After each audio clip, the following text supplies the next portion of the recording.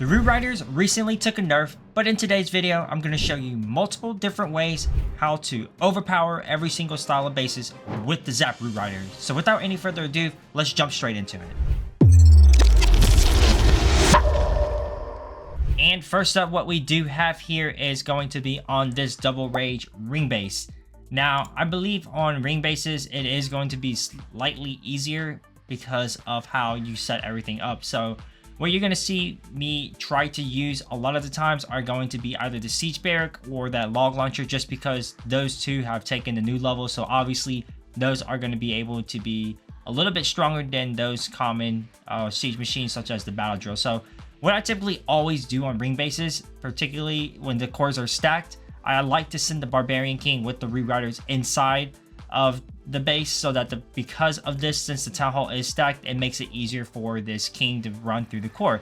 So what the good thing about double rages is that I kind of find it easier is because you can actually go on one side of the rages and use your Warden ability, and while you do have the zaps, you can actually zap out the opposite side of the rage. So now after both rages are dealt with at the start and with the zap, you basically have nothing left else remaining. So what I do like to do also is send the queen outside and away so that she grabbed those additional value along the outside of the trash along with that Siege Barrack. So as you are going to be able to see a lot of the replays here, I am going to utilize the heroes a little bit differently, such as the World Champion and the Archer Queen differently, so that the heroes can overwhelm the base, because it's all about heroes. I do feel like Supercell is taking the in the right direction and trying to stop this army, but they're actually looking in the wrong way, because I do feel like the Root Riders are not the problem, but more so that the hero abilities and equipments are the problem, or not the equipments, more so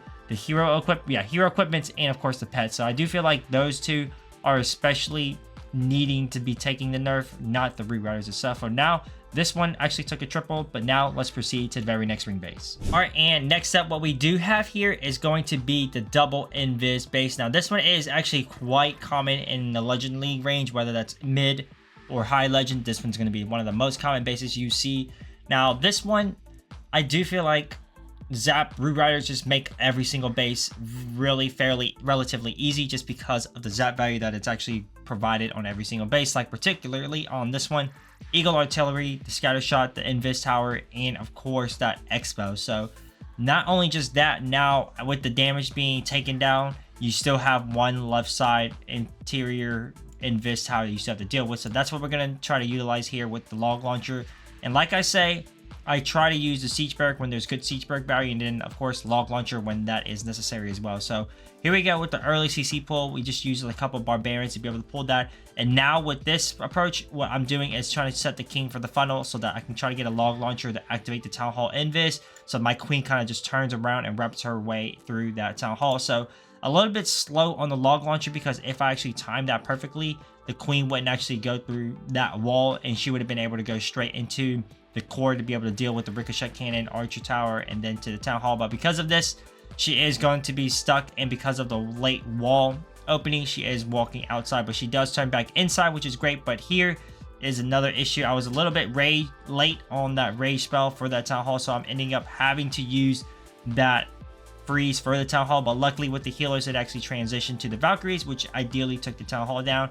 But if the queen was alive, she would have been able to take down the rest of the base. But here, like I say again, I kind of use the heroes outside and away from the Root Riders, so not with the Root Riders, because what I want to do is basically overwhelm the base. So I basically portion this out with the zaps on one side and then the heroes on the same side of the zaps, and then kind of using the RC away from the Root Riders just to be able to overwhelm the base, because with this Hog Puppet on the RC, it does make everything pretty much simple and easy. So there we go. You can see all of the Hog Riders still alive. We still have the Root Riders.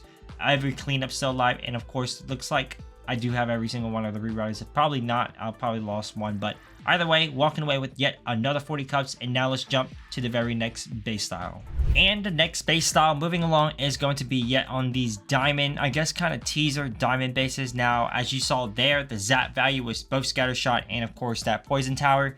So obviously immediately, one thing I did notice was how these expos are touching the Town Hall.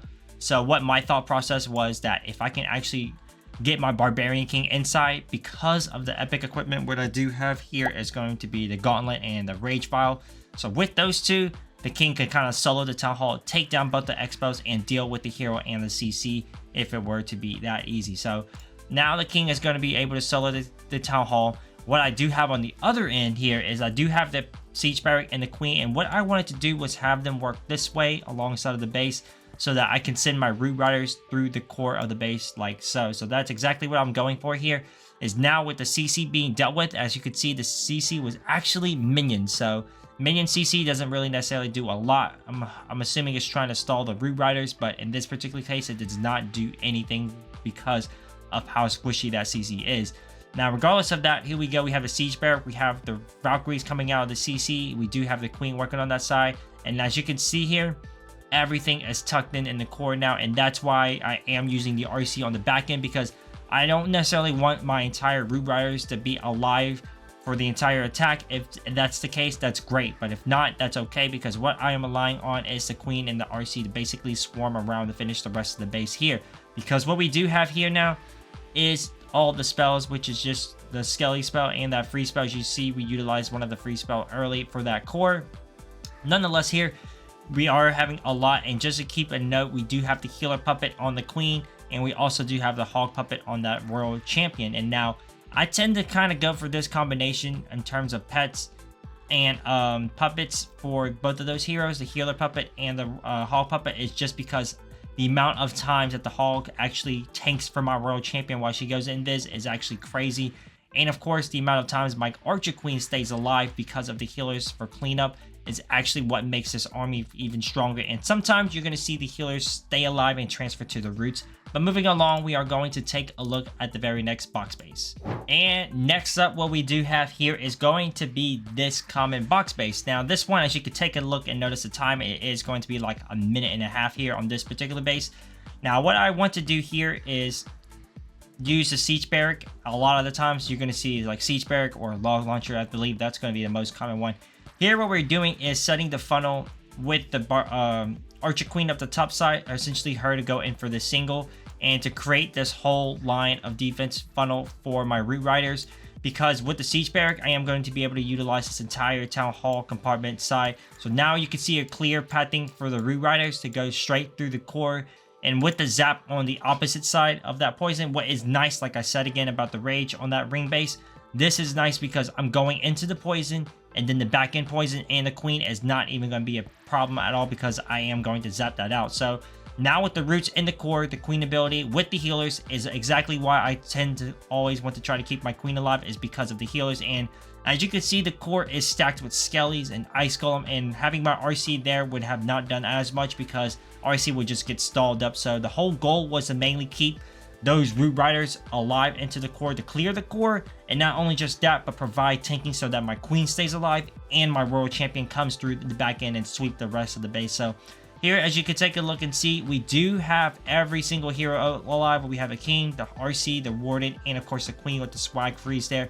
Completely overwhelming this base because of the Siege Barrack, and of course utilizing the heroes on the opposite end. All right, and we are going to wrap this up on the last style of base we didn't touch, which is going to be the anti-3 base. Now, again, what you always need to primarily just look for is just utilizing a zap value, kind of build something off of that zap, whether that's a Sui or just utilizing it to your advantage to where you can just Root Rider spam it. But here, in this particular case, what I have on the Barbarians and the Valkyries, I know a lot of people use the Valkyrie combination, but me personally, I do like the Barbarians on this one, mainly because it's able to take down outside defenses.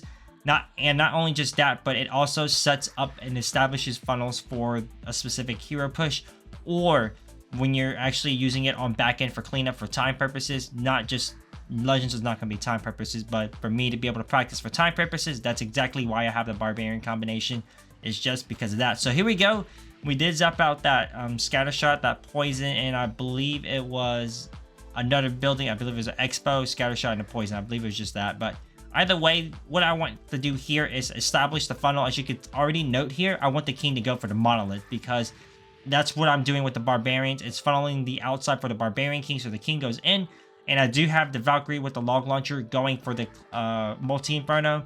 And of course, Now with the queen turning into with the rerouter push, it's going to be a-okay, just because how much value my king and my queen is going to be able to get already with the log launcher. So here we go, with the Barbarian King being able to take that monolith down, we have nothing but the Town Hall compartment left up. And again, with the RC decision going in with the push was okay, because there's nothing there's nowhere else necessarily for the world champion to go. But either way, we have everything pushing into the Town Hall.